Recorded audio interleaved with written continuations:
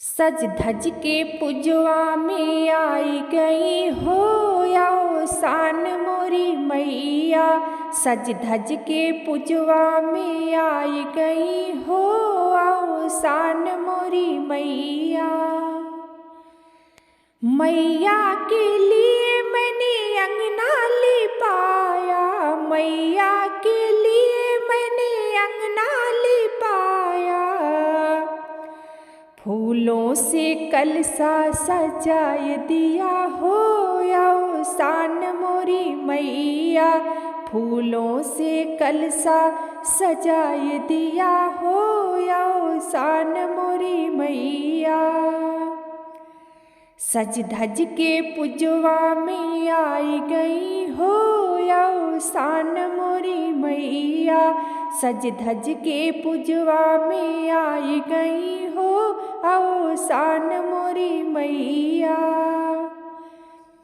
मैया के लिए मैंने कलसा सजाया, मैया के लिए मैंने कलसा सजाया। घियना से दियना जलाए दिया हो आओ शान मोरी मैया। घियना से दियना जलाए दिया हो आओ शान मोरी मैया। सज धज के पुजवा में आई गई हो आओ शान मोरी मैया। सज धज के पुजवा में आई गई हो आओ शान मोरी मैया। सिंदूर चूड़ी और बिंदी मंगवाई, सिंदूर चूड़ी और बिंदी मंगवाई। साते सुहागिन बुलाए दिया हो आओ शान मोरी मैया। साते सुहागिन बुलाए दिया हो आओ शान मोरी मैया। सज धज के पुजवा में आई गई हो आओ शान मोरी मैया। सज धज के पुजवा में आई गई हो आओ शान मोरी मैया। लड्डू चना गुड़ का भोग मंगाया, लड्डू चना गुड़ का भोग मंगाया। साते सुहागन के कुछ भराया, साते सुहागन के कुछ भराया।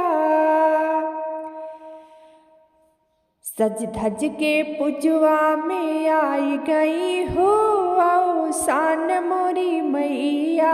सज धज के पुजवा में आई गई हो आओ शान मोरी मैया। लड्डू चना गुड़ का भोग मंगाया, लड्डू चना गुड़ का भोग लगाया। साते सुहागिन को बुलाए दिया हो आओ शान मोरी मैया। साते सुहागिन का बुलाए दिया हो आओ शान मोरी मैया। सज धज के पुजवा में आए गई हो आओ शान मोरी मैया। सज धज के पुजवा में आए गई हो आओ शान मोरी मैया। आरती का सुंदर थाल सजाया, आरती का सुंदर थाल सजाया। आरती प्रेम से गवाए दिया हो आओ शान मोरी मैया। आरती प्रेम से गवाए दिया हो आओ शान मोरी मैया। सज धज के पुजवा में आई गई हो आओ शान मोरी मैया। सज धज के पुजवा में आई गई हो आओ शान मोरी मैया। सात सुहागिन के मंगिया भराए, सात सुहागिन के मंगिया भराए। मंगल गीत गवाए दिया हो अवसान मोरी मैया। मंगल गीत गवाए दिया हो अवसान मोरी मैया।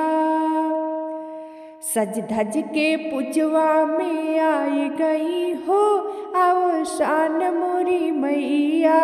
सज धज के पुजवा में आई गई हो अवसान मोरी मैया।